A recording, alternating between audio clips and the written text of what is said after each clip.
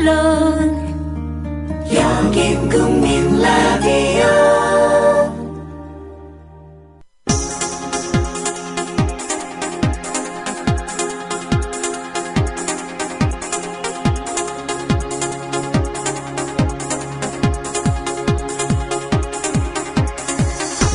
해고 이즈 해피입니다. 쫄지 않습니다. 무슨 말든 할 수 있고 눈치 보지 않고 아무거나 할 수 있더라고요. 진실을 지키는 뉴스 바리케이드. 국민일보 해직 기자 조상훈의 뉴스 바. 조상훈입니다. 6월 17일 화요일 뉴스바입니다. 오늘 짚어볼 주요 이슈입니다. 박근혜 정부 2기 경제팀이 출범하기도 전에 주택시장 규제 완화라는 목표를 향해 젠걸음을 걷고 있습니다. 최경환 경제부총리 겸 기획재정부 장관 후보자가 총부채 상환 비율과 주택담보 인정 비율을 수정하겠다고 밝힌 게 대표적인 사례입니다. 주택시장 규제의 마지노선까지 손보려는 최 후보자의 구상, 이 시점에 맞는 것인지, 과연 누구를 위한 정책인지 살펴보겠습니다. 오늘 초대석에서 선대인 경제연구소 선대인 소장 얘기 들어보겠습니다. 지난 주말 서울 청계광장에서 열린 세월호 참사 진상규명 시민대회에서 우리는 전문 시위꾼이 아니라 전문 농사꾼입니다. 이렇게 목소리를 높인 시민이 있었습니다. 경남 밀양 송전탑 반대 투쟁 현장에서 힘겨운 싸움을 벌이고 있는 밀양 상동면 주민 김영자 씨입니다. 밀양 상동면 송전탑 반대대책위원회 총무이기도 한 김영자 씨 연결해서 밀양의 현재 상황 짚어보겠습니다. 잠시 광고 듣고 화요일 뉴스바 이어가겠습니다. 안녕하세요. 참여연대 자원활동가 맹행일입니다. 저는 정년퇴직 후 남은 인생을 보람있게 보내는 방법이 무엇일까 고민하다가 참여연대를 찾았고 올해로 14년째 자원활동을 하고 있습니다. 매달 한 번 참여연대 회원들과 시니어 공부 모임도 하고 있습니다. 무엇보다 나이 들어 함께 공부할 수 있는 동료들을 만나는 기쁨은 이루 말할 수 없습니다. 그런데 저와 같이 행복한 노년을 보낸 이도 있는가 하면은 우리 주위에는 하루하루 생활이 힘든 노인들이 많습니다. 참여연대는 창립 초기부터 노인 복지를 위해 애써왔습니다. 소송을 통하여 노령수당 대상을 70세로 제한했던 것을 65세로 확대하도록 했고 노인 장기요양보험의 확대와 개선을 위하여 노력해왔습니다. 노년의 삶이 두렵지 않는 나라 참여연대가 만들어가고 있습니다. 참여연대의 활동에 힘을 보태해 주십시오. 회원 가입은 홈페이지 www.peoplepower21.org 또는 전화 02-723-5300을 통하여 가입하실 수 있습니다. Breaking news regarding missing Malaysia Airlines Flight 3. So the United States is lowering the threshold for American. 日本と同じで現地予算やってるから意味がないんです。环球消费调查，我们来说一种特殊的旅游。近年来呢，出国旅游。 출근길 국제뉴스 브리핑 장혜림의 월드 리뷰.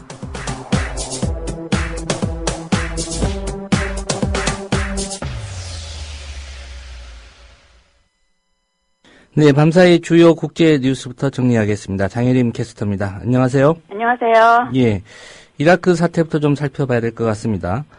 이라크 반군이 시아파 포로를 처형하는 사진 공개를 했죠? 그렇습니다. 이슬람 순위파 무장 세력 이라크 레반트 이슬람 국가가 포로들을 처형하는 모습이 담긴 사진들을 트위터에 올리고 자신들이 시아파 정부군 1,700명을 살해했다 이렇게 주장했다고 외신들이 보도했습니다. 예. 사진은 반군이 장악한 지역에서 찍힌 것으로 파악됐는데요. 사진에는 수십 명이 손이 뒤로 묶인 채 끌려가거나 피를 흘리면서 땅에 엎드려 있는 모습을 볼 수 있습니다. 이슬람 국가의 주장이 사실이라면 근래 최악의 학살로 기록될 것으로 보입니다. 예, 1,700명을 살해했다 이렇게 주장하고 있는 건데요. 네. 예, 이 반군 이슬람 국가가 원하는 게 무엇입니까? 이들은 이라크와 시리아, 레바논 일대에 탈레반식의 순위파 이슬람주의 국가를 세우고 싶어 하는데요. 예. 2003년 미국이 이라크를 침공한 이후부터 더 강력한 세력으로 성장했습니다. 예.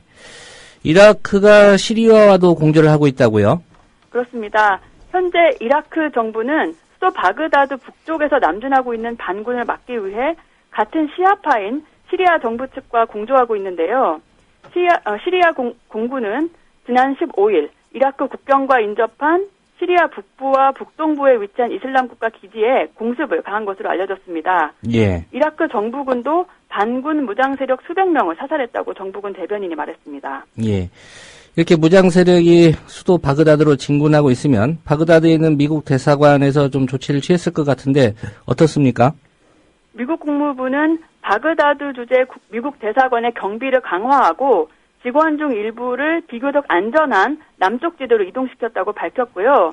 자국민에 대한 이라크 여행 정보도 발령하기도 했습니다. 종파 간 유혈 보복에 대한 공포가 커지면서 이라크 주민들은 피난을 떠났다고 알려졌습니다. 예. 미국이 걸프만으로 항모전단 이동시켰고요. 또 이란과도 협력할 용의가 있다. 뭐 이런 입장인 것 같은데 미국의 입장은 변한 게 있습니까?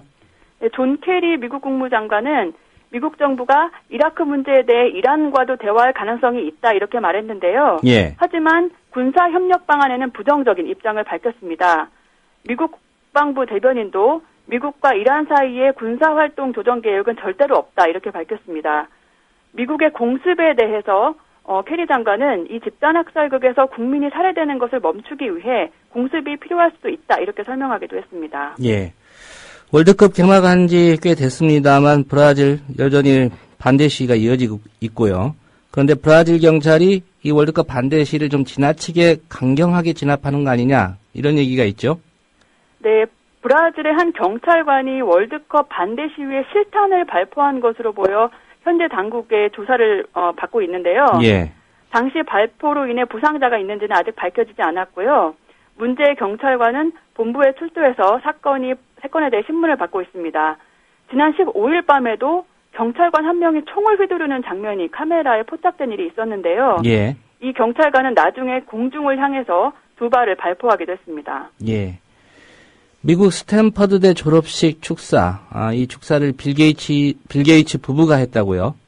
네, 빌 게이츠 마이크로소프트 공동 창업자와 부인 멜린다 게이츠가 현지 시간으로 15일 미국 스탠퍼드대 학위 수여식에서 축사를 했습니다. 이들은 연단에 나란히 서서 한 명씩 번갈아 가면서 말을 했는데요. 이런 공동 축사는 스탠퍼드대에서 처음 있는 일이라고 합니다. 게이츠 부부는 졸업생들에게 가난한 사람들의 고통을 외면하지 말라 이런 메시지를 전했습니다. 예. 빌 게이츠가 자신의 과거에 대해서도 말을 했다는데 어떤 얘기들을 했습니까? 빌 게이츠는 1975년 마이크로소프트를 창업했을 때 자신이 순진한 낙관론을 갖고 있었다고 회고했는데요. 컴퓨터와 소프트웨어로 모든 사람이 능력을 갖게 돼서 세상은 더 좋은 곳으로 좋은 것이 될 거다 이런 생각을 가졌다고 설명했습니다. 예. 하지만 1997년 남아프리카 공화국을 방문했을 때 소웨토 지역 빈민들이 전기와 수도, 화장실이 없는 곳에서 죽어가고 있는 것을 보면서 큰 충격을 받았다 이렇게 말했고요. 그러면서 기술 혁신을 통해 세상의 문제를 해결할 수 있다는 낙관론을 가지되 가난한 사람들과 공감해라 이렇게 당부했습니다. 예. 이 낙관론을 가졌었다. 과거 얘기하면서 비관론에 대해서도 얘기를 했다고요? 빌 게이츠는 만약 혁신이 시장 주도로만 이루어진다면 그리고 우리가 사회 불평등에 대해 관심을 갖지 않는다면 기술의 진보는 세계를 더 분열시키고 불평등을 심화시킬 것이라고 말했고요. 그러면서 우리가 공감이 없는 낙관주의를 갖고 있다면 아무리 많은 과학의 비밀을 풀더라도 그것은 문제 해결이 아니라 그저 퍼즐 풀기일 뿐이라고 역설했습니다. 예. 이 게이츠 부부 또 어떤 메시지를 얘기했습니까? 멜린다 게이츠는 남편인 빌 게이츠가 성공을 위해 열심히 일한 건 사실이지만 운도 좋았다 이렇게 말했는데요. 우리가 언제 어디서 태어나고 자랐는지 부모가 누구인지 그리고 그런 것들은 우리가 노력해서 성취하는 게 아니라 그저 우리에게 주어지는 운이라고 설명했습니다. 그러면서 가난한 사람들을 보면서 내가 겪을 수도 있는 일이었다 이렇게 깨닫는 것이 바로 공감이라고 말했습니다. 예. 게이츠 부부는 낙관론과 공감을 함께 가져가서 세상을 바꾸라 이렇게 학생들에게 조언했습니다. 예. 오늘 소식 잘 들었습니다. 감사합니다. 네, 장혜림 캐스터였습니다.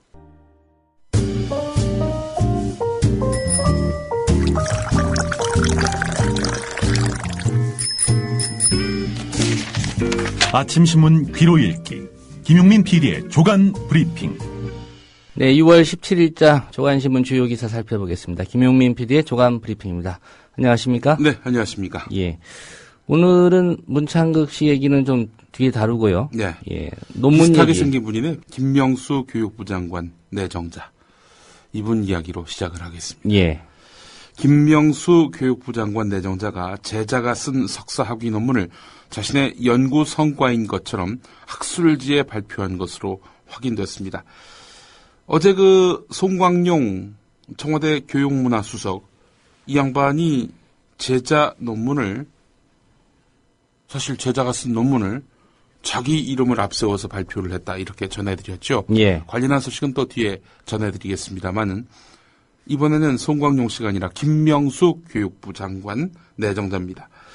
경향신문 특별 취재팀과 새정치민주연합 유기홍 의원실의 공동조사에 따르면 김명수 교육부 장관 내정자는 2002년 6월에 한국교원대 학술지인 교수논총에 자율적 학급 경영방침 설정이 아동의 학급 생활에 미치는 영향이라는 논문을 발표했는데 예. 김명수 내정자가 제1저자, 제자인 정모 씨가 제2저자로 등재됐습니다. 김명수 내정자가 주저술자라는 의미인데 이 논문은 4개월 전인 2002년 2월에 초등학교 현직 교사인 정모 씨가 교원대 대학원에 제출한 석사학위 논문 자율적 학급 경영 방침 설정이 아동의 학급 생활에 미치는 영향 제목과 거의 일치하죠. 내용도 일치했다는 겁니다. 당시 지도 교수는 바로 김명수 내정자였다는 거지요. 표절 검색 프로그램을 통해서 분석해 봤더니 김명수 내정자의 논문은 제자 정모 씨의 논문과 88% 일치했다고 합니다. 김명수 내정자의 논문의 전체 216개 문장 가운데 101개 문장은 정모 씨의 석사 논문과 동일한 것으로 드러났습니다. 112개 문장은 표절이 의심될 정도로 유사했다는 겁니다. 예. 두 논문은 사실상 같은 논문으로 제1저자는 김명수 내정자가 아니라 바로 제자 정모 씨가 돼야 한다는 거지요. 한편 김명수 내정자는 한국연구업적 통합정보에 이 논문을 자신의 단독 저작물로 등재한 사실도 확인됐습니다. 동아일보도요, 오늘 김명수 내정자의 표절 논란을 보도하고 있는데 예. 여기서는 210개 문장 중에 208개가 동의를 했다. 이렇게 전하고 있습니다. 예. 두 개는 일치하지 않기 때문에 표절 아니다. 이런 주장은 안 하겠죠, 설마? 독창적인 논문이었다. 이렇게 말하진 않겠죠. 예. 자, 이 김명수 내정자 새로 맡게 될 교육부 장관 이 자리는 보통 자리가 아닙니다. 정부 조직 개편 이후에 교육부, 보건복지부, 고용노동부, 환경부, 문화체육관광부, 여성가족부를 관장하는 사회부총리를 겸직하기 때문입니다. 사회통합과 국가교육정책을 총괄할 사회부총리가 제자 논문을 가로채서 자신의 연구성과인 양 발표한 것이기 때문에 도덕적으로 문제가 아니 될 수 없는 겁니다. 현 새누리당은 한나라당, 야당 시절인 2000년 송자 전 연세대 총장, 2006년 김병준 전 청와대 정책실장을 논문 표절 문제 때문에 각각 교육부 장관 또 교육부총리에서 낙마시킨 바 있었죠. 예. 이번에는 어떤 입장일지 주목됩니다. 자, 앞서서 송광용 청와대 교육문화수석 이야기를 했습니다. 송광용 수석은 2004년 12월에 자신이 지도한 김모 씨, 제자지요? 이 김모 씨의 석사학위 논문을 축약해서 교육행정정보 시스템 도입 과정에서 교육부와 전교조의 갈등 상황 분석이라는 논문을 학술지에 발표해서 논문 가로채기 논란을 빚고 있습니다. 학계에서는 논문 지도 교수가 제자의 학위 논문 출품 뒤 학회지에 등재할 때는 제2저자로 표기하는 관행은 어느 정도 용인하고 있지만 제1저자로 명기하는 것은 연구율 이상 문제가 있다 이렇게 보고 있는 겁니다. 예. 이게 어제까지 보도죠. 오늘 새로운 보도가 또 나왔습니다. 또 다른 의혹이 있다는 얘기죠? 국민일보 일면 보도인데요. 송광용 수석, 자신이 논문심사위원장을 맡은 석사학위 논문을 요약해서 학술지에 등재한 것으로 확인됐다는 겁니다. 지도교수 시절에 제자 논문을 가로챘다는 논란이 일고 있는 가운데 또 다른 논문 표절 의혹이 제기된 것입니다. 국민일보가 2005년 4월에 송광용 수석이 발표한 원격 교육을 통한 초등교원 연수 개별화 방안 논문을 분석한 결과 이 논문은 1년 전 서울교대 교육대학원에 황모 씨가 제출한 같은 제목의 석사학위 논문과 80에서 90% 일치한 것으로 나타났습니다. 이 정도면 도둑질이죠. 그렇지 않습니까? 이 송 수석은 이 논문을 등재학술지인 한국교원교육연구 22권째 1호에 게재하면서 자신의 이름을 제1저자로, 이 황모 씨 이름을 제2저자로 올렸습니다. 이 논문 표절 논란은 또 있습니다. 정종섭 안전행정부 장관 후보자입니다. 예. 앞서 것은 남의 것을 자기 것이냥 했다면 이건 자기 표절에 해당하는 건데요. 자기 표절도 분명히 연구윤리상 문제가 됩니다. 정종섭 안전행정부 장관 후보자는 서울대 법학전문대학원 교수와 한국헌법학회 회장을 맡고 있는 헌법학자인데 이중게재 의혹을 받고 있는 논문은 정종섭 후보자가 2006년 10월에 한국학술지 인용색인 등재학회지를 할 수 있는, 그러니까 한국학술지 인용색인 등재학회지면 상당한 학계의 그 권위가 있는 학회지라 할 수 있겠죠. 법과 사회의 실은 탄핵제도와 헌법 디자인이라는 제목의 글입니다. 정종섭 후보자는 1년 9개월 전인 2005년 3월에 학회지 서울대 법학에 탄핵재판에 있어 헌법재판소의 탄핵 여부 결정권이라는 제목의 유사한 논문을 발표했었습니다. 동아일보 인사검증팀이 논문 표절검증 프로그램을 통해서 두 논문을 분석해 봤더니 내용의 40%가 일치하고 한자를 한글로 바꾼 부분까지 포함되면 절반가량 겹치는 것으로 확인됐다는 겁니다. 정종섭 후보자는 2006년 논문을 발표하면서 2005년에 낸 논문을 참고 또는 인용했다는 표시를 전혀 하지 않았습니다. 예. 이와 관련해서 서울대 연구진실성위원회는 연구자 본인의 동일한 연구 결과를 인용 표시 없이 같은 그 학계의 학회지에 중복 게재하는 행위를 부적절한 행위로 규정하고 있습니다. 부적절한 행위를 했다는 겁니다. 자, 그런데 말이죠. 이 논문 표절 문제와는 또 별개로 정종섭 후보자의 어처구니 없는 그런 행보가 오늘 동아일보 기사 말단에 소개되고 있네요. 정종섭 후보자 서울대 교수지요. 강단에서 엘리트주의에 매몰된 언행을 자주 보였다는 그런 증언이 나왔다는 겁니다. 서울대 법대 졸업생과 재학생 10여 명에 따르면 정종섭 후보자는 강의 도중에 현행 민주주의에서 하는 1인 1표제는 문제가 있다. 나 같은 사람에게 100표를 줘야 한다. 이런 주장을 여러 번 했다고 합니다. 예. 헌법학자가. 무슨 근거로요?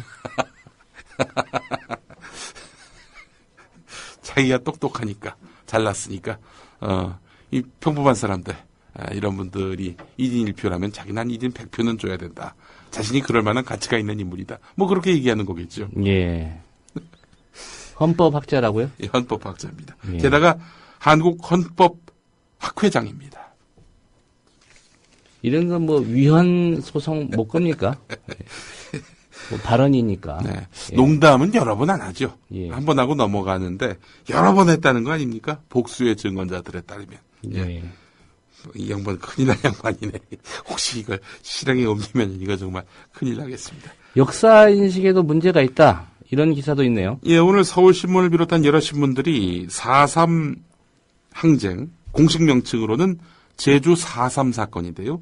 이 제주 4.3 사건을 공산주의 세력의 무장봉기로 규정했던 것으로 알려져서 논란이 일고 있습니다. 국회 동부가 역사 왜곡 대책특별위원회 소속의 유기홍 새정치민주연합 의원에 따르면 정종섭 후보자는 지난해 집필한 대한민국 헌법 이야기 89쪽에서 4.3 사건과 관련해서 이러한 공산주의 세력의 무장봉기는 전국적으로 극렬하게 전개돼 전국을 공포의 도가니로 몰아넣었을 뿐 아니라 이렇게 이제 기술을 했다는 거죠. 유기용 의원은 지난해 10월에도 현대 사학회 이사신분이던 정종섭 후보자를 향해서 왜곡, 편향된 내용으로 제주 4.3 항쟁에 대해 색깔론을 씌웠다 이렇게 지적을 했는데 예. 아시는 대로 4.3 사건은 1948년 4월 3일에 발생한 무력 충돌과 또 정부의 진압 과정에서 수많은 무고한 제주 주민이 희생당한 사건입니다. 당시 그 제주 인구가 한 30만 됐는데 3만의 희생자가 나온 것으로 알려졌죠. 전 인구의 10분의 1이 이 4.3 사건으로 인해서 안타깝게 생을 마감했습니다. 그래서 정부는 2000년 1월에 특별법을 제정해서 공포했고요. 노무현 대통령 때는 대통령으로서 이 제주 피해자들에게 사과하기도 했습니다. 지난해 4월 3일을 국가 추념일로 지정하기도 했는데 말이죠. 지금 문창극 총리 후보자도 4.3 사건을 폭동이라고 얘기했고요. 정종섭 안전행정부 장관 후보자는 4.3은 공산세력 무장봉기다 이렇게 말했단 말이죠. 사실상 4.3 사건과 관련해서 정부를 대표해서 추모하고 또 이런 넋을 기리는 역할을 해야 될 사람들이 바로 총리 또 안전행정부 장관 아닙니까? 이런 사람들이 4.3을 무장폭동이다. 공산세력의 무장봉기다. 이런 식으로 인식하고 있다면 이거 말이 되겠습니까? 6.4 지방선거에서 그 여당 잘 안 찍기로 유명한 제주도민들이 원희룡 새누리당 후보에게 사실상 몰표를 주지 않았습니까? 이런 제주도민들에게 이 박근혜 정권이 빅엿을 먹이는 것이 아니고 도대체 뭐란 말입니까 이게? 예, 이분들은 역사 교육을 어디서 받았는지 모르겠습니다. 네. 예. 남들 1시간 받을 거 한 100시간 교육을 받아야 될 분들이 아닌가 예. 이런 생각을 해봅니다. 백표 달라고 하기 전에 예. 역사 교육을 한 100시간 먼저 받고 그 얘기를 하면. 예. 자, 국민일보 일면을 보면 말이죠. 정종섭 후보가 거수기 사회이사를 했었다. 이런 의혹을 제기했습니다. 국민일보가 금융감독원 전자공시시 시스템을 분석해 봤더니 정종섭 후보자는 서울대 법학전문대학원장으로 재직하던 2011년 3월 25일 현대 엘리베이터 비상근 사회이사 및 감사로 임명된 뒤 재임기간 43차례 열린 정기 임시이사회 가운데 32회에만 참석했다고 합니다. 74.4%만 참석을 했는데 2001년과 지난해에는 사회이사 각각 4명과 5명 가운데 출석률이 가장 낮았고 2012년에는 중도 퇴임한 사회이사 1명을 제외한 5명 가운데 최저 출석률을 보였습니다. 참석했을 땐 무슨 일을 했느냐? 회사가 제시한 안건에 100% 찬성표를 던졌다고 합니다. 뭐 제대로 이걸 따져보고 100% 찬성표를 던졌는지 의문입니다. 정종섭 후보자는 2012년 5월 현대 엘리베이터가 현대상선 경영권 방어를 위해서 파생상품 재계약을 체결하는 안건, 그리 적절해 보이지 않은 안건에도 찬성표를 던진 것으로 알려졌습니다. 얼마 받았을까? 뭐 정확하게 급여가 나온 건 없지만 기업들이 사회이사 1인당 지급한 평균 급여는 2009년 이후 연간 4,200만 원에서 5,200만 원이었다고 합니다. 뭐 꽃보직을 가지셨군요. 이 이사회에서는 한 표만 던졌답니까? 한 100표쯤 100표쯤 던져야 될 텐데 말입니다. 예, 모든 결정을 다 했을 텐데 말이죠. 경향신문 3면을 가보겠습니다. 이 문창극 총리 지명자가 상당히 누군가를 노려보는 듯한 그런 표정의 이런 사진이 실렸네요. 어제 상당히 불편한 심경을 표출한 일이 있었습니다. 야당의 자진 사퇴 요구 어떻게 생각하느냐 이렇게 기자가 물어봤겠죠. 그랬더니 그것은 야당에게 가서 물어보는 게 좋겠다 이렇게 말했다는 겁니다. 이교일의 과거 발언과 칼럼에 대해서 송구하다 이러면서 고개를 숙이고 공직을 맡게 된다면 그에 맞는 역할과 몸가짐을 해야 한다고 믿는다. 이렇게 말한 것과는 다르게 하루 만에 야당에다가 불만을 표시한 겁니다. 야당은 즉각 안하무인이다. 이렇게 반발을 했는데요. 밤 9시 15분쯤에 집무실을 나서면서 또 이제 기자들이 달라붙어서 야당이 반발하던데 어떻게 생각하느냐라고 물어보니까 내가 답변할 수 없다. 이렇게 말했다는 겁니다. 총리 지명 이후에 대통령 지지율이 하락한 것을 두고도 물어봤던 모양이죠. 저에 관한 사항이라서 말씀 못 드리겠다 이렇게 말했다고 합니다. 야당이 지적하는 것에 대해서는 야당한테 가서 물어봐라. 그래서 본인에 대해서 물어봤더니 나에 관한 사항이라서 말씀을 못 드리겠다. 입은 뭐하러 달고 다니는 건지. 인정은 했군요. 박근혜 대통령 지지율이 문창극 씨 본인 지명 후에 떨어졌다. 어떻게 생각하냐 물어보니까 나와 관련된 사안이라 말 못하겠다. 어쨌든 인과관계는 일단 인정을 한 거군요. 본인으로 인해서 결국 지지율이 떨어졌다고 자인한 꼴이죠. 문창극 지명자는 출근길에 전날 자신의 발표문 외에 다른 논란거리들에 대해서는 그런 입을 굳게 다물었습니다. 일단 한겨레가 보도했던 해군 장교 복무 시절에 대학원 다닌 것, 이게 과연 적절한 것인가? 라는 보도에 대해서는 총리실 공보실을 통해서 다 해결했다. 이렇게 말했습니다. 과연 해결했을까요? 자, 한겨레 오늘 이면 기사를 보겠습니다. 군 생활 절반 동안 사실상 무보직이라서 서울대 대학원을 다닐 수 있었다. 이 문창극 총리 후보자의 해명. 이 어제 한겨레 보도된 내용 아니겠습니까? 예. 한겨레가 취재해봤더니 해군본부의 주요 보직을 맡고 있었던 것으로 드러났다는 겁니다. 이게 무보직이었기 때문에 대학원 다닐 수 있었다. 이 해명이 거짓말이라는 얘기죠. 근본부터 이제 틀려먹은 거죠. 예. 국방부와 군 관계자들에 따르면 문창극 후보자가 서울대 대학원을 다니던 1974년 당시 중2였던 그는 해군 1차장 비서실 부관과 해군본부 기획관리참모부 관리제도 담당으로 재직했다고 합니다. 관례와 절차에 없었다. 이렇게 다시 해명했지만은 이 군 복무 중에 대학원 수료라는 특혜 의혹에 거짓 해명 논란까지 더해질 것으로 보입니다. 총리가 거짓말까지 했다. 역사 인식은 물론이고 기본적인 정직성도 없다. 이렇게 된다면은 이 사람 총리로 기용하면 안 되죠. 안 그렇겠습니까? 1974년 당시 장교로 복무했던 한 예비역 제독의 말을 오늘 한겨레가 인용했는데요. 예. 문창극 후보자가 거짓말을 하고 있는 것 같다. 3년 근무하는 학사장교를 보직 없이 1년 반 동안 대학원에 다니도록 하는 그런 지휘관이 어디 있겠는가. 특히 그해 상황을 고려하면 더욱 그렇다. 이렇게 단언했습니다. 어제도 말씀드렸습니다마는 1974년 내내 해군은 예인정 침몰 사고와 유경수 여사 피살 사건으로 비상 상황이 계속됐습니다. 한겨레가 이 문제와 관련해서 문창극 후보자 쪽에다 또 연락을 했는데 연락이 닿질 않았다고 합니다. 지금 이 문창극 후보자 개인의 도덕성, 역사인식 이 문제만 우리가 몰두할 것이 아닙니다. 큰일 날 사안이 하나 또 걸려 있습니다. 일본 정부가 일본군 위안부 동원을 인정한 이른바 고노담화 검증 결과를 이번 주 안에 발표할 것으로 알려졌는데요. 예. 고노담화 그거 잘못된 거다라고 일본이 발표한다면 이거 참 우리로서 난감하고요. 일본과의 외교 전쟁을 각오해야 될지 모를 그런 상황에 처하게 될 것입니다. 고노담화 일본군 위안부를 동원함에 있어서 그분들이 자발적으로 한 것이 아니라 강제적으로 동원한 것이다. 이게 바로 고노다마의 핵심 아니겠습니까? 근데 일본이 그거 아니다. 당시 고노다마는 잘못된 거다. 한일 간의 어떤 정치적 협상의 결과물이다. 그러니까 한국과 일본 두 나라 사이에 위안부 강제성 인정하시라고 한국이 요구하니까 일본이 외교 관계를 위해서 그럼 수용하지. 이런 식으로 해서 담합, 야합을 했다. 지금 일본 정부가 이런 억지 논리를 펴려고 하고 있는 겁니다. 예.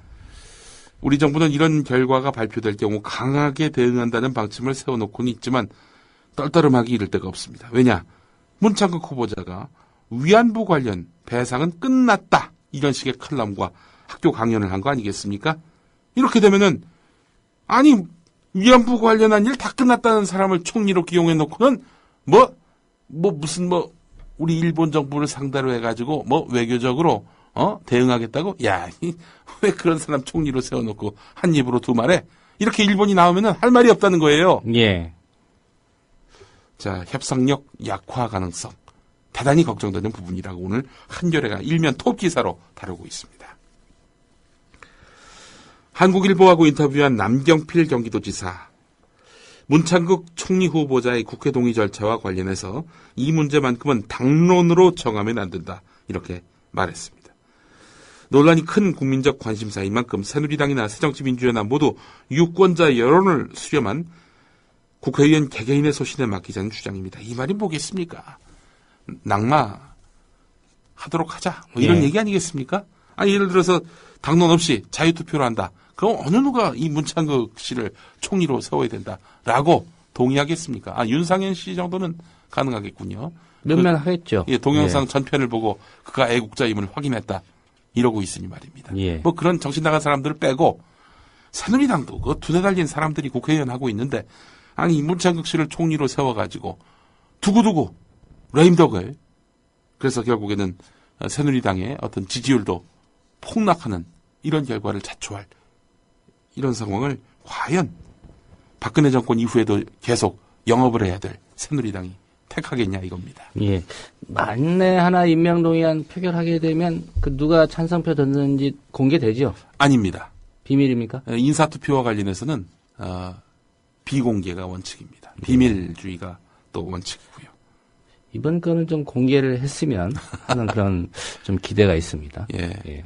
그런데 이제 만약에 공개를 할 경우에는 당론으로 확정지면은 예를 들어서 새누리당 안에서 반대표를 던질 사람들이 몇이나 있겠습니까? 예. 뭐 몇이나 있다 하더라도 6표만 넘어가면은 문창극 씨는 총리 될 일이 없습니다. 예. 그렇기 때문에 참 위태로운 지금 상황이 아닐 수가 없는 겁니다. 박근혜 정권으로서는. 임석규 정치 에디터 한겨레 이분이 쓴 말은 이렇습니다.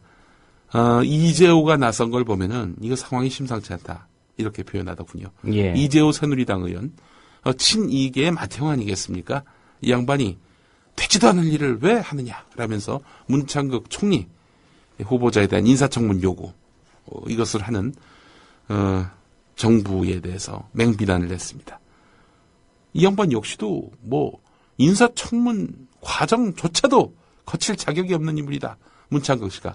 이런 인식 아닙니까? 예. 아니 박근혜 대통령이 지명 철회하면 되지 않습니까? 지명 철회를 하면 결국 김기춘 목도 날아가니까. 아니 74년에 예. 그 유경수 여사 피살 당할 때 예. 대학원 다녔다. 이 사실만 알면은 저 같으면 지명 철회할 것 같은데요. 74년 하면은 또 유경수 여사 서거 시점 아니겠습니까? 그야말로 국난의 상황이었고 국가적 위기 상황이었는데 그 시절에 군인이면서 대학원을 다녔다? 이것만 보더라도 이거는 국가에 대한 배신이죠. 예. 이런 사람을 자기 시대의 총리로 세운다. 이건 과거에 대한 부정으로 볼 수밖에 없는 대목이기도 합니다. 우즈벡에서도 이런 보고는 받았을 텐데 또 보고를 안 했을까요? 예. 그러니까 뭐 대통령이 제한된 정보만 받고 있는 것 같다라는 것이 야당 의원들의 주장입니다. 그러니까 이걸 심리경호라고 하거든요. 심리경호.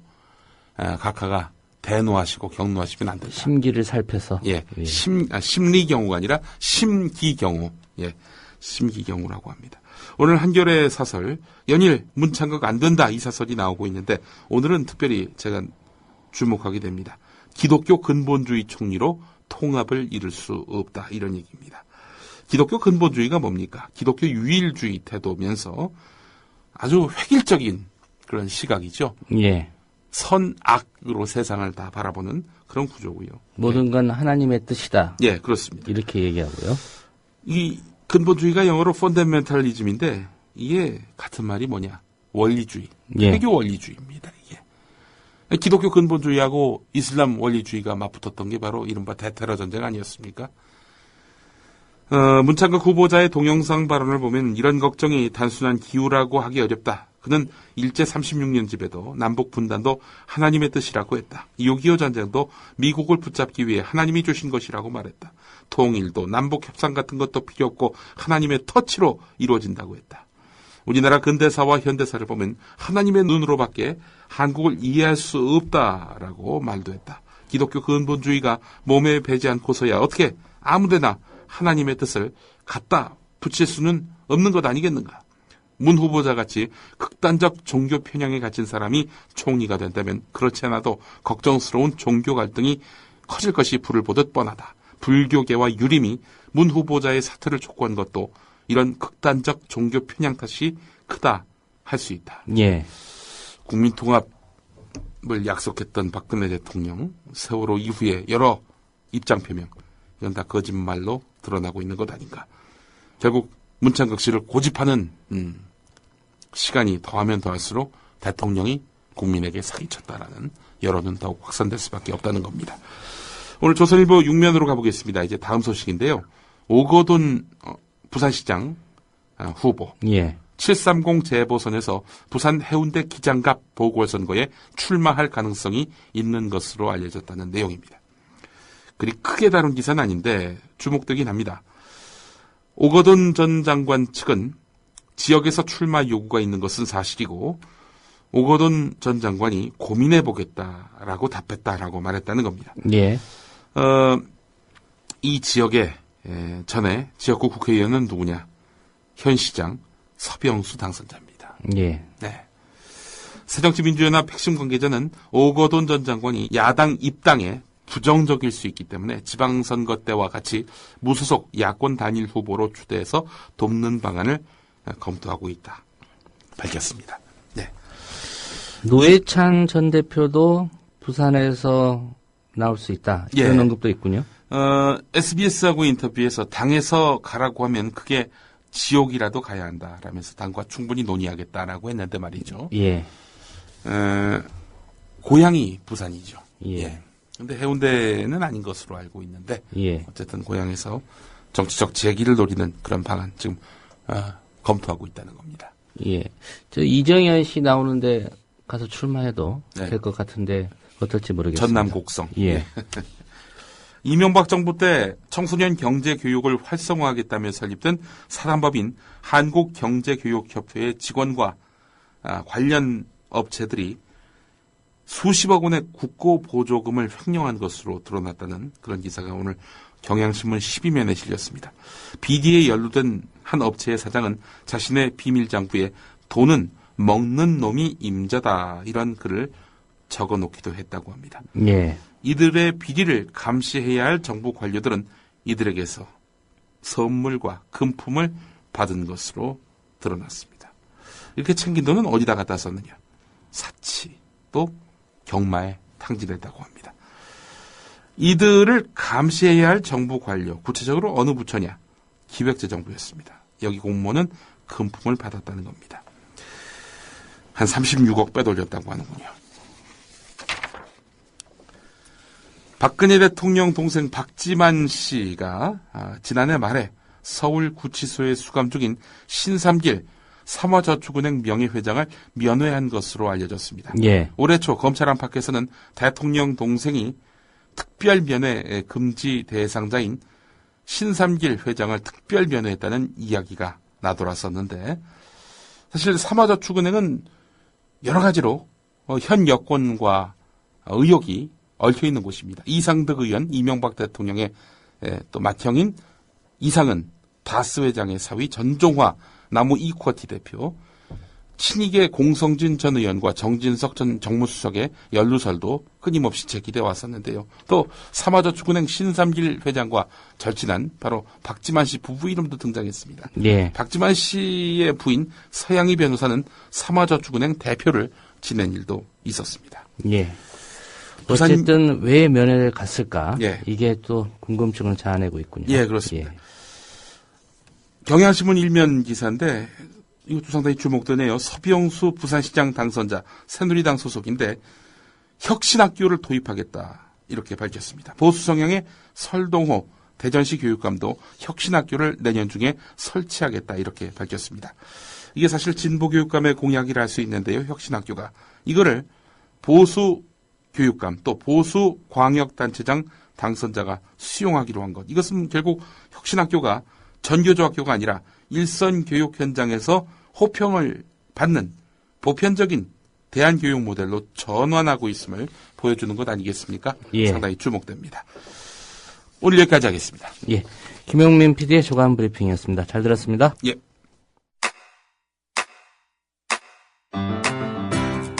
국민 라디오 지지하는 4가지 방법 아시나요? 다운로드하기, 별점 주기, 댓글 달기, 구독하기. 국민 라디오를 보다 많은 이들에게 전할 수 있는 가장 손쉬운 방법. 다운로드하기, 별점 주기, 댓글 달기, 구독하기. 잊지 마세요. 다운로드하기, 별점 주기, 댓글 달기, 구독하기.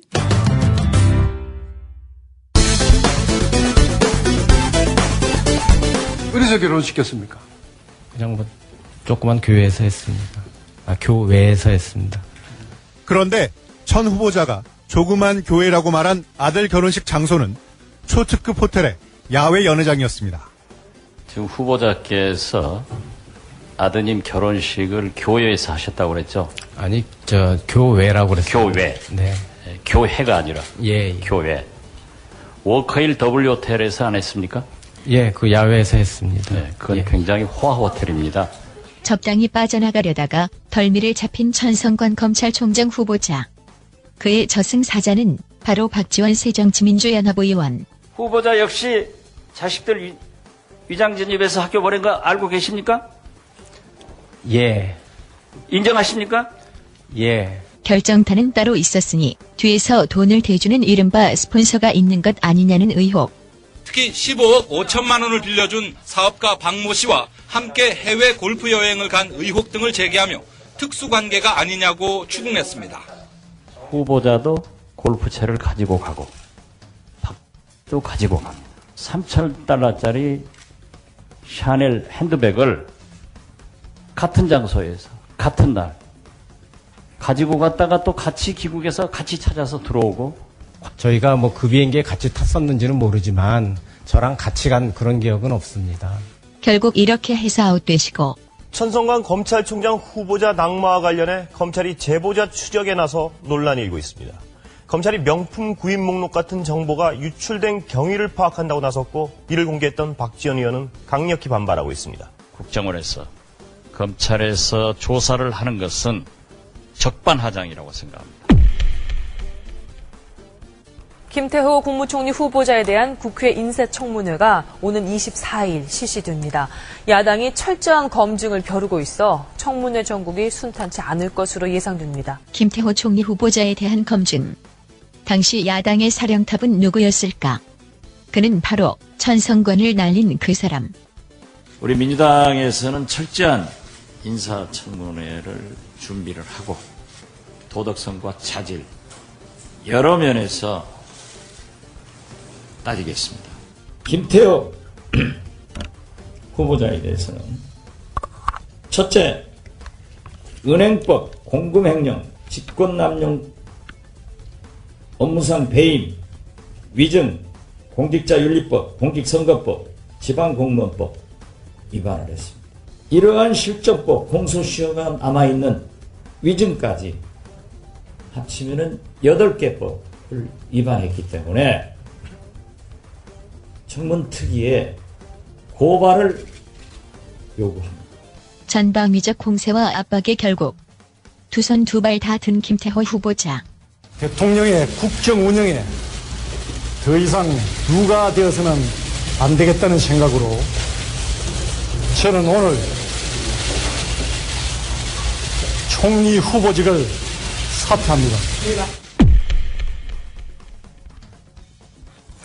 인사청문특위 위원장으로 내정된 새정치민주연합 박지원 의원은 야당의 대답은 사퇴하시오라며 반민주적, 반역사적 식민사관을 가진 후보자는 총리를 할 수 없다고 받아쳤습니다. 상당히 그 청문회의 저격수로 알려지고 있지 않습니까? 글쎄 그 저격수라는 말이 예. 나쁜 사람을 그 직에 앉게 하지 못했다고 하면은 예. 저격수가 아니죠. 국민을 위해서 바람직한 일을 했죠. 예. 물론 그렇습니다. 제가 7명의 청문회에서 낙마를 시킨 7관왕인데요. 예. 물론 직접 또는 원내대표로 지휘를 하면서 그걸 저는 자랑스럽게 생각합니다. 예, 예. 그런 분들이 검찰총장이나 총리나 장관, 헌법재판소장, 대법관 했으면은 감사원장 했으면 이 나라가 잘 됐겠어요? 그분들보다도 훨씬 더 반민족적이고 식민사관의 소유자인 문창극 총리가 이 나라가 잘 됐겠어요?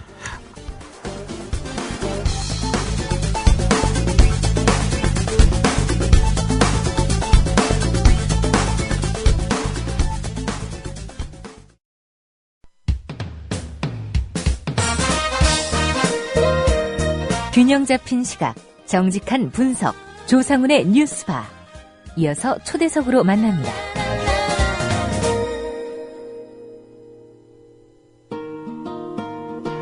네, 박근혜 정부 제2기 경제팀의 주택시장 규제 완화 시도가 본격화될 조짐입니다.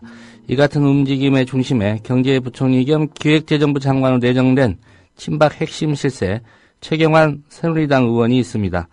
최경환 후보자는 인사청문회도 열리기 전에 총부채 상환 비율, 즉 DTI와 주택담보 인정 비율, LTV를 수정하겠다는 방침을 밝혔습니다. 이른바 주택시장 활성화로 포장되어 있는 제 후보자의 구상이 과연 현 시점에서 적절한 것인지 또 대체 이 정책들은 누구를 위한 것인지 살펴보도록 하겠습니다. 선대인 경제연구소의 선대인 소장입니다. 선 소장님 안녕하십니까? 네, 안녕하세요. 반갑습니다. 예, 오랜만에 인사드립니다. 네네, 오랜만이네요. 먼저 이 총부채 상환 비율, 그러니까 네네. DTI, 그리고 주택담보 인정 비율, 이 LTV, 이게 좀 무엇인지 개념을 좀 설명을 해 주셔야 될 것 같고요. 예. 이것들이 왜 주택시장에서 중요하고 어떤 역할을 하는 장치인지도 좀 설명을 부탁드리겠습니다. 네. LTV부터 먼저 좀 설명을 드릴게요. 예. LTV는 이제 영어로 치면 loan to value라고 그래서 영어 쓰지 말까요? 집값 대비해서 예. 그 대출액의 비중을 나타내거든요. 그러니까 우리가 한 5억짜리 집인데 2억 5천만 원을 이제 빌렸으면 이제 LTV 비율이 50%가 되는 거죠. 그리고 DTI라는 것은요, 그 빚을 빌려서 그러니까 연봉 중에 1년에 이제 빚으로 그 지출하는 비중을 말합니다. 예. 그래서 예를 들어서 연봉 한 5천만 원 정도 되는 사람이 원리금 이자로 이제 한 2,500만 원을 내고 있다. 그러면 이 DTI 비율이 50% 정도 되는 거고요. 그래서 이 비율을 정하는 이유는 뭐냐면 금융권이라든지 또 일반 가게 입장에서 너무 무리한 대출을 해주거나 대출을 받지 말라. 그렇게 해서 소득으로 감당할 수 있거나 또는 집값 가치로 이렇게 감당할 수 있는 수준만큼만 이제 빚을 빌려라. 그렇게 해서 금융기관에 이제 대출 건전성을 유지하는 그런 장치들인 거죠. 예. 네네. 그렇다면 현재 DTI하고 이 LTV 네. 어느 수준으로 책정이 되어 있는지 좀 궁금하고요. 네. 이것들이 주택시장에서 어떤 작용을 하고 있는지도 좀 설명을 부탁드리겠습니다. 그러니까 LTV라는 건 지금 수도권 한 50%, 그다음에 지방의 경우는 한 60% 정도까지 허용을 하고 있어요. 예. 그리고 DTI는 지금 서울 지역 경우에는 한 50%, 그다음에 서울 이외 이제 수도권 지역은 한 60% 정도로 설정을 하고 있거든요. 그러니까 지금도 사실은 꽤 많이 완화된 형태로 지금 적용을 하고 있는 겁니다. 예를 들어서 아까 DTI 규제가 연간 소득이 한 50, 60% 정도라고 이렇게 이야기를 했는데 예. 연봉 5천만 원인 사람이 뭐 한 2,500만 원, 3천만 원 정도까지 이렇게 원리금으로 지출하면서 정상적인 생활을 할 수 있겠습니까? 거의 뭐 불가능하다고 봐야 되거든요. 근데 이 정도까지 지금 뭐 대출을 할 수 있도록 해놓고도 이 대출 규제를 더 완화하겠다고 하면 굉장히 좀 위험한 거고요. 예. 그래서 또 LTV 비율 같은 경우도 지금 뭐 평균 한 50% 정도 수준이라고 하는데, 그래서 뭐 정부 당국에서는 뭐 아직 한 집값이 몇십 % 떨어져도 뭐 버퍼가 남아있다, 충격을 흡수할 수 있다, 뭐 이렇게 이야기를 하지만 보통 뭐 미국의 이제 서브프라임론 사태도 그렇고요. 경제 위기라는 것이 평균보다는 부채 비율이 높은 굉장히 이제 고부채 가구들 이런 데서 이제 좀 위기에 도화선이 되는 경우들이 많거든요. 예. 그래서 사실 지금도 상당히 좀 너무 느슨한 규제 아닌가, 저는 뭐 오히려 그렇게 좀 생각을 하고 있는 편입니다. 예. 오히려 완화보다는 더 강화를 해야 된다 이런 입장이시군요. 그걸 뭐 한꺼번에 확 옥죄할 수는 없습니다만은 점진적으로 이렇게 그 가게들로 하여금 가계부채 다이어트를 유도해가면서 조금씩 이렇게 강화해가는 게 오히려 지금 가계부채 문제에 어떤 그 가계부채를 이제 시한폭탄이라고 한다면 예. 그 내관을 조금씩 이렇게 제거해가는 것 아니냐, 그렇게 저는 보고 있는 거죠. 예. 이게 다시 논란이 된 게 이 경제부총리 겸 기획재정부 장관으로 지금 내정된 이 최경환 후보자가 얘기를 꺼내면서부터입니다. 네. 현재 부동산 규제는 한여름 옷을 한겨울에 입고 있는 것이다. 결국 이게 이제 DTI, 이 LTV 네네. 규제 완화하겠다. 이런 의미로 네네. 해석이 되고 있는데요. 일단 이 최경환 후보자의 이 시장 진단이 맞는 건지가 좀 의문인데요. 어떻게 보십니까? 뭐 지금 시점을 한겨울이라고 이제 이야기를 한 셈인데요. 예. 제가 보기에는 아직 한겨울 아니고요. 한 늦가을 정도? 그런 정도의 추위라기보다는 뭐 쌀쌀한 정도죠. 아직 뭐 본격적인 그런 어떤 추위가 왔다고 하긴 저는 좀 힘들다고 보고요. 예. 그 다음에 뭐 계절에 이렇게 뭐 비유하는 건 뭐 보기에 따라서 좀 다를 수 있습니다만, 문제는 뭐냐 하면, 옷을 지금 계절에 맞지 않게 잘못 입고 있어서 뭐 지금 그렇다, 이런 식의 이야기를 하는데, 제가 보기에는 지금 늦가을 정도인데 오히려 너무 심하게 일찍 외투를 껴입은 것 아니냐, 이런 느낌이 들 정도거든요. 예.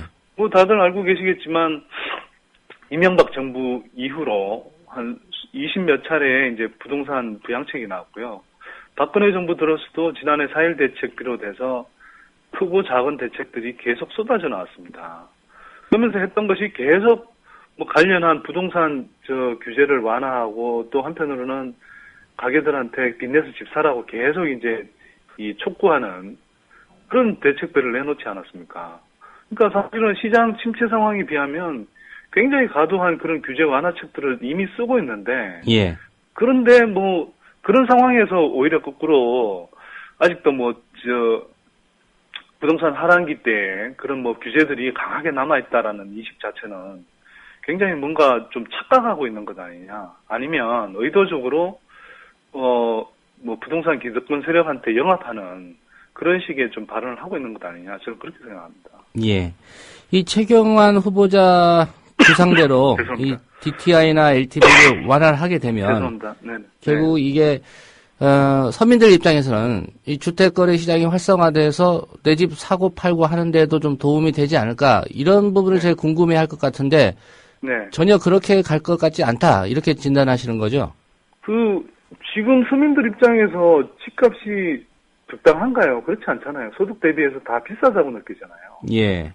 거래가 안 되고 서민들이 집을 사고 싶어도 살 수가 없는 게, 소득은 크게 늘지 않았는데 집값은 계속 지금 여전히 높은 상태 아닙니까?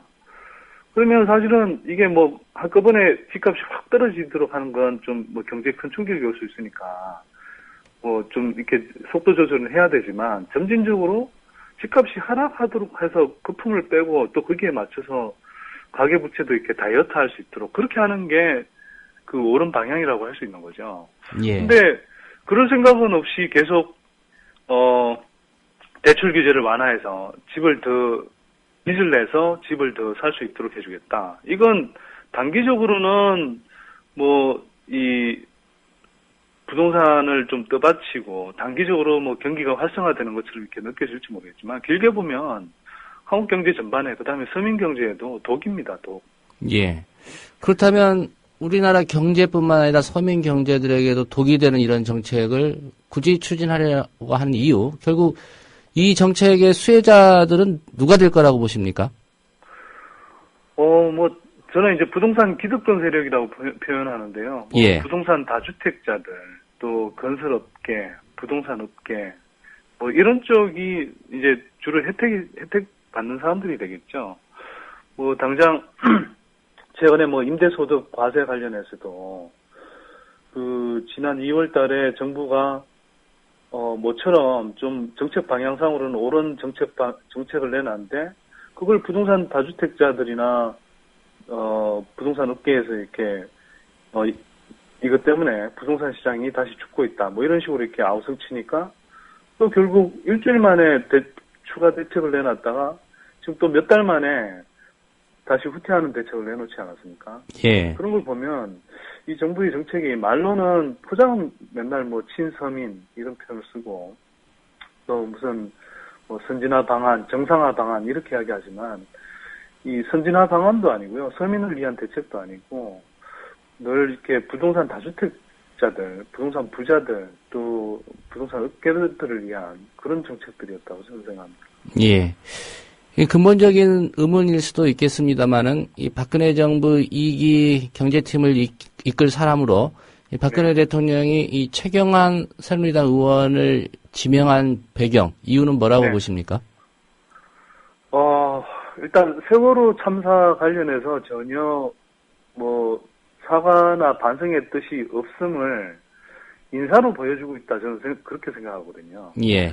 뭐 오늘 주제에는 좀 벗어나니까 뭐 자세한 언급은 필요했습니다만 문창극 후보처럼 사실은 뭐 거의 일제 식민사관에 길들여져 있는 듯한 이런 총리 후보를 내세우는 것도 마찬가지고 우리가 세월호 참사에서도 그 세월호 참사의 배경이 된 것이 결국 지나치게 무분별한 규제 완화 이런 것들이 사실 그 안전 규제들을 이렇게 허물면서 세월호 사고의 한 배경이 됐다고 지금 보는 것 아닙니까?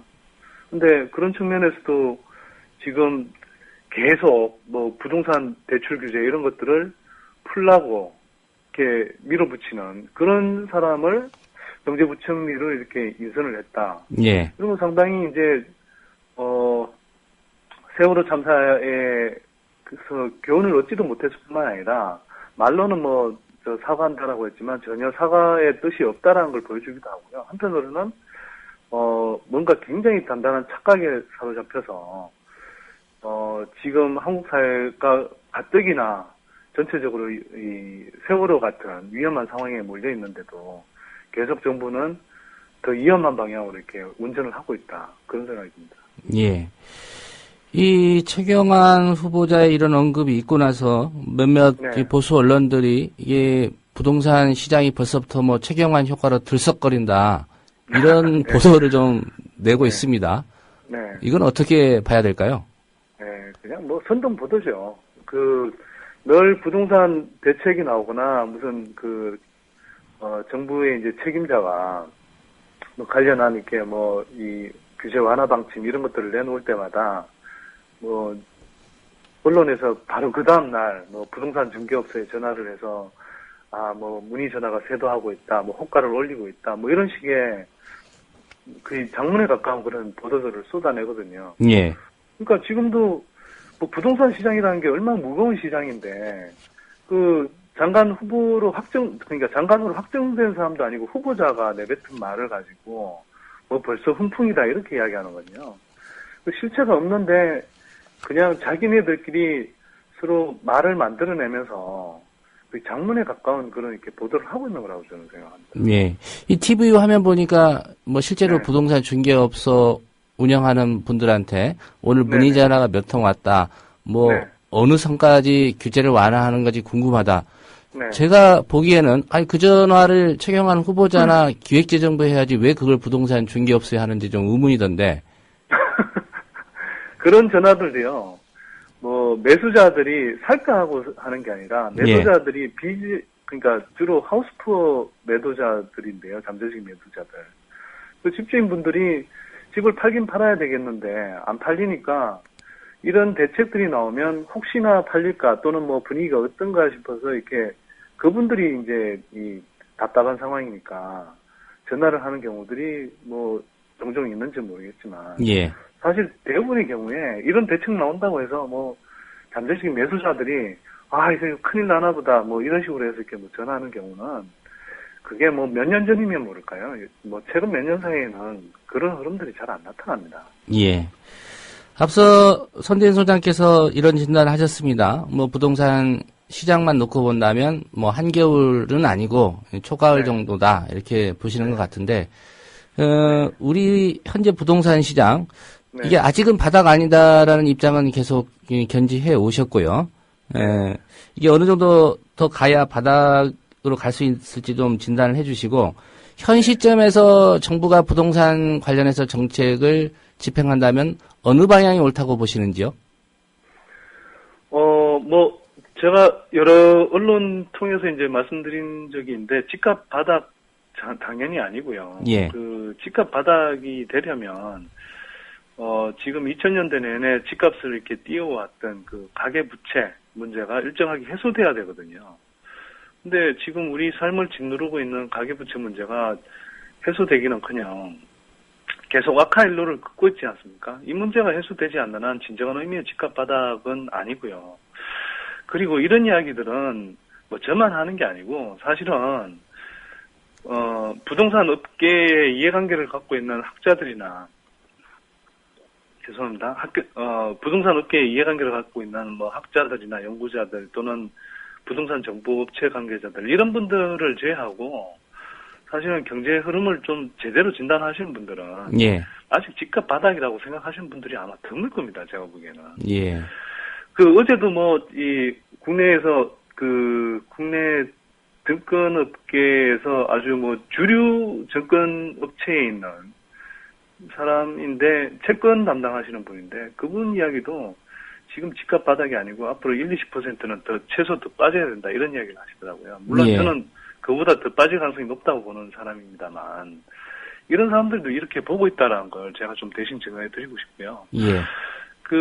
앞으로 정책 방향을 짧게 다 말씀드릴 수는 없습니다만 기본적으로 이렇게 단기적으로 부동산 경기 살려서 경제 살리겠다 이런 방향 자체를 바꿔야 됩니다. 그래서 빚내서 집 사라라고 하는 식의 이런 대책은 단기적으로는 경기를 반짝 부양시키는지 모르겠지만 결국 가계 이 부채를 이제 늘리게 되고 그게 결국 경제의 짐이 되고 내수 소비를 계속 위축시키게 되거든요. 그래서 그 방향보다는 오히려 진정한 의미의 일자리와 소득이 늘어나는 그런 경제를 이렇게 경제 구조를 만들어서 진정한 경제를 살려야 이 일정한 시점이 지나서 부동산 경기도 살아날 수 있다. 이렇게 이제 봐야 되는 것이지. 예.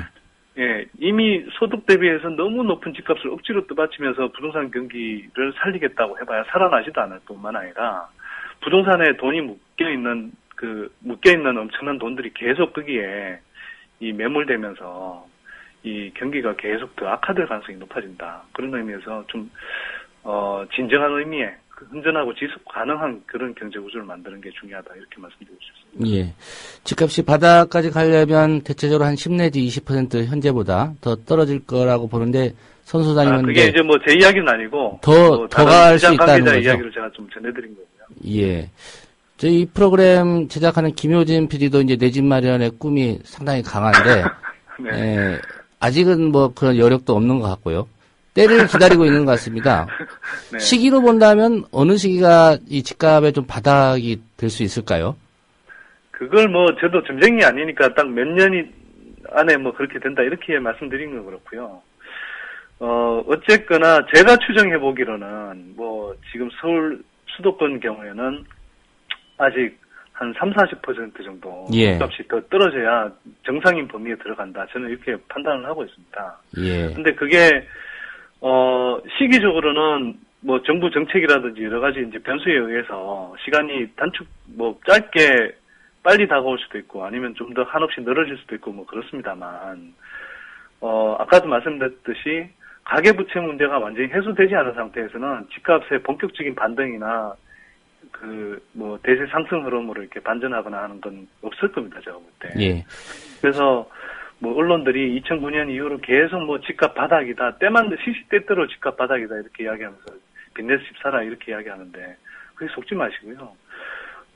그렇게 해봐야 지금 자금난에 시달리는 건설업체들이 사상 최대 분양 물량을 쏟아내고 있는데, 그 건설업체들이 얼마 다급하면 사실은 이렇게 침체기에 최경환 부총리 후보가 한겨울이라고 하는 시기에 2000년대 부동산 하반기 때보다 더 많은 아파트 분양 물량을 쏟아내겠습니까? 그만큼 자금이 급하면서 쏟아내는 거거든요. 그럴 때 무리하게 빚내서 집 사주면요. 결국 건설업체 좋은 일 시키는 것이고, 가계 경제는 사실 크게 낭패 볼 수도 있습니다. 그래서, 한동안은, 제가 볼 때 아주 한동안은요, 집값, 본격적인 반등으로 이렇게 돌아설 가능성이 없으니까 좀 안심하고 계셔도 됐다, 이런 생각이 들고요. 예. 다만 제가 말씀드리고 싶은 건 부채가 많으신 분들은 정부가 자꾸 이제 사실은 부동산 시장도 전체적으로 보면 세월호처럼 계속 이렇게 추락하고 기울어져 가는데도 이걸 사람들이 이상하게 느껴서 탈출해야 되는 것 아니냐 이렇게 판단하고 있는데도 계속 정부가 시시때때로 부동산 부양책이라는 시그널을 보내면서 제자리를 지키라고 이렇게 이야기를 하고 있는 거거든요. 예. 그래서 사람들이 상식적으로는 또는 체감상으로는 이렇게 탈출하는 게 맞는 것 같은데 계속 탈출을 못하고 부동산 시장 언저리를 맴돌고 있는 겁니다. 지금 그래서요, 조금, 제가 볼 때는 그렇다라는 걸 좀, 인식하시고, 부채가 많으신 분들은 좀 적극적인 탈출 방안도 좀 생각을 해보시면 좋겠습니다. 예. 30~40%는 더 떨어질 때까지 좀 기다려보는, 예. 아마 김효진 PD가 좀 참고를 할 것 같습니다. 마지막으로, 예. 뭐, 저희가 듣기에 선대인 경제연구소 조만간에 좀 의미 있는 행사를 개최하는 것으로 들었습니다. 뭐, 저희 청취자들도 마찬가지고, 이제 조합원들도 특별히 좀 많은 관심을 갖고 있으니까요. 소개를 좀 한번 해주시죠. 저희가 일단 7월 5일 날이요. 그 재테크 정보의 허실이라는 주제로 이제 특강을 합니다. 예. 그러니까 뭐 조선일보도 그렇고 매경도 그렇고 뭐 재테크 박람회라는 걸 하는데 가보면 이게 일반 가게들 입장에서 뭐 저 도움이 되는 그런 재테크 박람회를 하는 게 아니고요. 뭐 은행이라든지 보험회사라든지 증권사 이런데 그 업체들이 그 가게 호주머니를 이렇게 노리고 벌이는 그런 행사들로 가득 채워져 있거든요. 그래서 겉으로 듣기에는 솔깃하지만 실제로는 뭐 가게에 이렇게 노후 불안 심리를 붙이기라든지 해서 사실은 가게들 돈 빼먹을 궁리하는 그런 그 정보들이 넘쳐납니다. 예. 근데 그게 뭐 재테크 박람회 때만 그런 게 아니고요. 평소에 언론 보도상에서도 그런 이해관계들에 오염된 기사들이 넘쳐나거든요.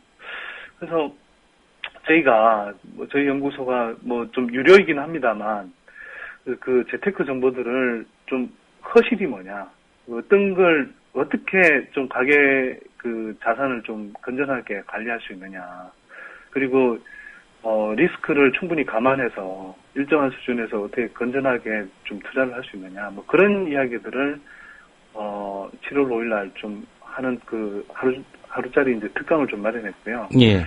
그 외에 이제 뭐 수도권에서는 저희가 한 2차례 한 1,300여 분 정도 모시고 부동산 특강을 했었는데 지방에서도 그런 요청들이 꽤 있었습니다. 그래서 우선 7월 2일 날 광주하고 7월 15일 날 부산에서 부동산 특강도 이렇게 열게 됩니다. 그래서 혹시 관심 있는 분들은 좀 많이 참여해 주시면 감사하겠습니다. 예.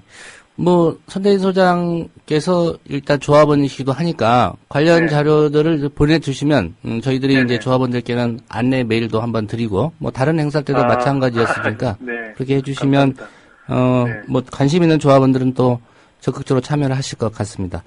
네, 뭐 저는 조합원일 뿐만 아니라 발기인이니까요. 예. 네, 오늘 말씀 잘 들었습니다. 네, 감사합니다. 네, 선대인 경제연구소의 선대인 소장이었습니다.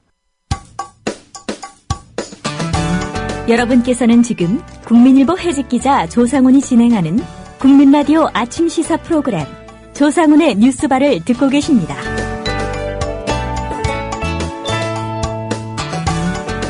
네, 생존의 문제로 힘없는 서민들이 벌이는 투쟁을 두고 보수 정권이 자주 내뱉는 말이 있습니다. 전문 시위꾼들이 시민들을 선동한다, 이런 주장입니다. 지난 주말 서울 청계광장에서 열린 세월호 참사 진상규명 시민대회 참석차 상경한 경남 밀양 주민 한 분이 이런 말을 했습니다. 우리는 전문 시위꾼이 아니라 전문 농사꾼일 뿐입니다. 네, 경남 밀양 상동면 송전탑 반대대책위원회 김영자 총무 오늘 전화로 연결해서 말씀 들어보겠습니다. 김 총무님 안녕하십니까? 네, 안녕하세요. 예. 그 밀양에 바로 내려가셨습니까? 주말에? 예. 제가 총무라고 이렇게 불러드렸는데 이 총무라는 이 타이틀은 언제부터 갖고 계신 겁니까? 2012년도부터 제가 상동면 765 송전탑 반대대책위원회의 총무를 맡고 있습니다. 예. 그 하시겠다고 직접 나서신 건가요? 아니면 주민들이 우리 김영자 선생님께서 맡아주셨으면 좋겠다 이렇게 뽑으신 건가요? 예, 저희들이 앞서서 일하시는 각 면의 대책위원장분들이 계속 합의를 갖다가 하려고 하는 바람에 저희들이 계속 거기다가 이제 태클을 걸고 있었지. 예. 그런 와중에 이제 어르신들이 여자분들이 열의가 대단하니 총무를 맡아달라 이래가지고 제가 나서서 맡게 된 겁니다. 예. 그분들을 갖다가 감시를 해야 되잖아요. 예. 그래서 총무라는 직함이라도 있어야 합의를 볼 수 없게 감시를 할 수 있을 것 같아서 제가 맡은 겁니다. 예. 우리 김영자 총무님이 지금 살고 계시는 곳이 정확히 어디입니까? 예, 밀양시 상동면 여수동입니다. 여수동 마을이요? 예. 예. 그러면 김총무님이 살고 계시는 곳도 이 송전탑이 지나가는 그 위치에 있습니까? 예. 예. 저희 상동면은 그 청도 군 소재지를 갖다가 그 청도 군 소재지를 갖다가 안 넘어가려고 이 상동면 전체를 갖다가 초토화를 시키고 지나가는 돌아가는 선로입니다. 예. 그 창녕 변전소가 북쪽에 있는데 산해면 그 이치호 어르신이 분신하셨던 그 산해면에서 이렇게 넘어오면은 109번 철탑이 상동면 첫 철탑입니다. 예. 거기서부터 122번까지 내려옵니다. 내려와가지고 다시 123번부터 이제 저 북쪽 창녕 쪽으로 이제 보고 도로 올라가는 이제 노선이 되다 보니까 그 상동면 전체가 이제 초토화가 된다고 봐야 되죠. 예. 그 아래는 그 지금 저희들 지역은 그 상동 반시가 주 소도건입니다. 근데 그 이제 가수원 한가운데도 세워지고 또 가수원 한가운데를 지나서 이렇게 오다 보면은 고정리라는 마을이 2반 3반으로 송전선으로 갈라집니다. 예. 이제 그런 식으로 이제 내려오다 보면은 121번 송전탑은 그 하우스 농사를 짓고 있는 들 한가운데 이제 세워지는 그런 상황이지. 예. 그렇다면 그 송전탑들 들어서면 기존에 하시던 과수농사나 이런 거 다 포기해야 되는 그런 상황인가요? 그렇지. 그 밑에서 일을 할 수 있겠으며 예. 또 그 밑에서 생산된 농산물을 갖다가 제가 먹을 수가 있겠습니까? 아니면은 국민들한테 먹으라고 팔 수가 있겠습니까? 그 전자파를 갖다가 계속 맞으면서 자란 농작물이 과연 우리 몸에 어떤 피해를 줄지도 아무도 모르잖아요. 예. 저희들이 그 765 송전탑이 세워져 있는 곳을 갖다가 당진이나 진갑, 평천이나 이런 곳을 갖다가 지난해에 답사를 지난해에 답사를 다 갔다 왔는데 예. 거기도 가보면은 그 자연 환경이 얼마만큼 파괴되는지 그 이장님이 그런 이야기를 하시더라고요. 그 꼴짝꼴짝이마다 이렇게 물이 내려오는 것은 작은 돌만 하나 들시도 이렇게 가재 같은 게 상당히 많았답니다. 그랬는데 예. 그곳에 지금 765 송전탑이 이렇게 세워지면서 송전선이 이렇게 지나가면서 그 가재라든지 이런 자연 생태계가 완전히 파괴된 상황이라서 그 사람한테도 얼마만큼 피해가 있는지 아무도 모른다. 근데 이제 지금 예전에는 그 마을에도 뭐 사람이 죽었다 이래 이야기를 하면은 노병이나 예. 그러면은 사고로 이렇게 죽었답니다. 그랬는데 지금은 죽었다 이렇게 하면은 병이 걸렸다 이렇게 하면은 암이 걸려가지고 이제 병이 걸린 거고 안 그러면 이제 암으로 이제 죽은 거고 이런 이야기를 하시는데 너무 끔찍하더라고요. 예, 그게 이제 아무래도 고압 송전로의 영향일 것이다. 뭐 그렇게 보시는 거고요. 이장님께서도 그런 이야기를 하십지도 그 송전선로 주변에 그 내지 이렇게 축사가 있더라고요. 그래서 예. 저희들이 여쭤봤습니다.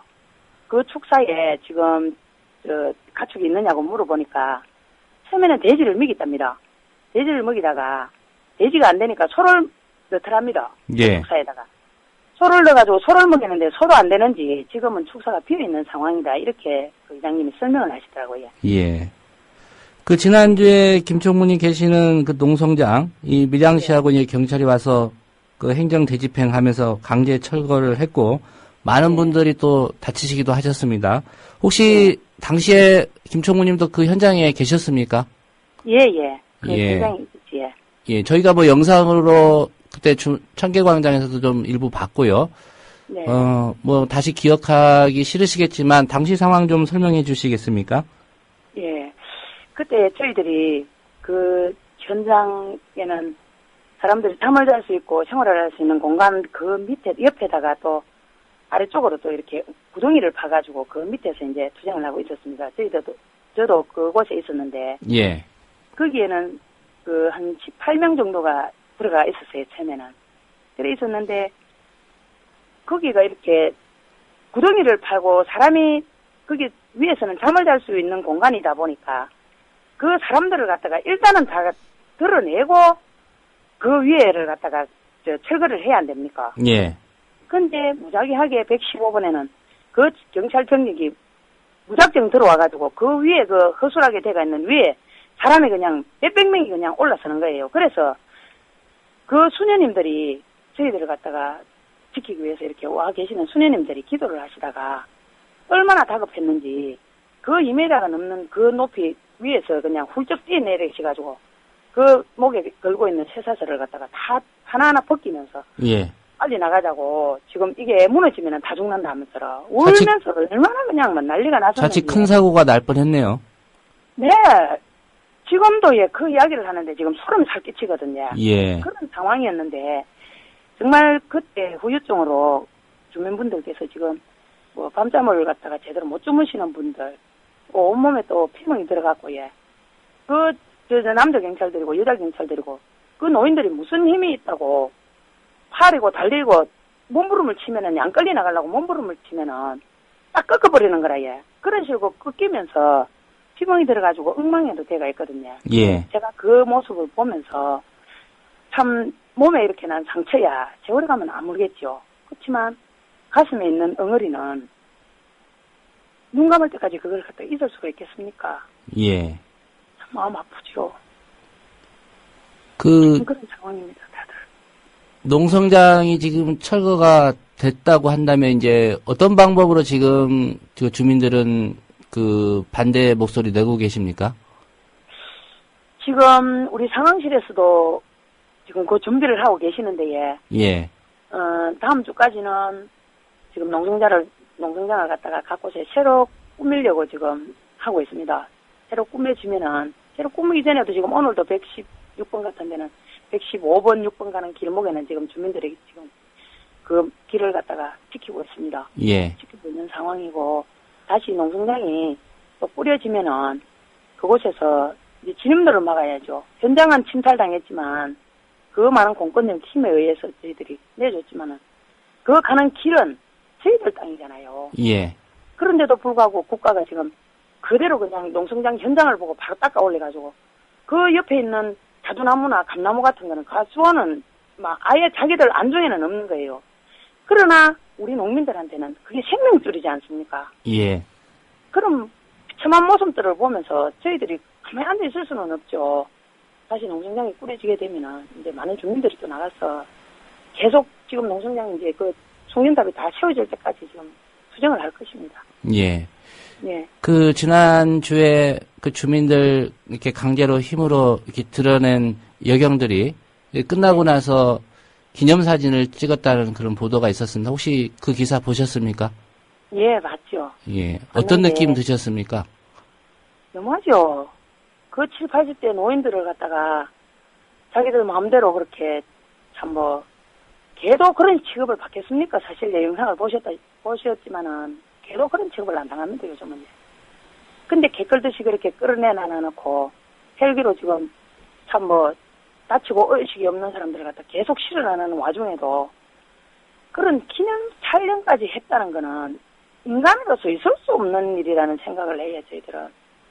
그게 있을 수 있는 일입니까? 자기들 부모 같았으면 그럴 수 있겠습니까? 아니죠.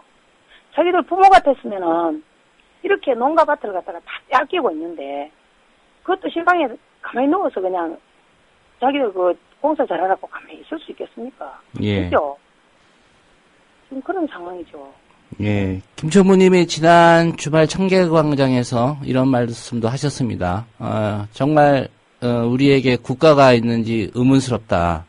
이런 말씀 하셨는데, 뭐, 당시 기억, 되살리시면서, 한전이나 이 정부에 대해서 하고 싶은 말씀 있으시면 좀 해주시죠. 예.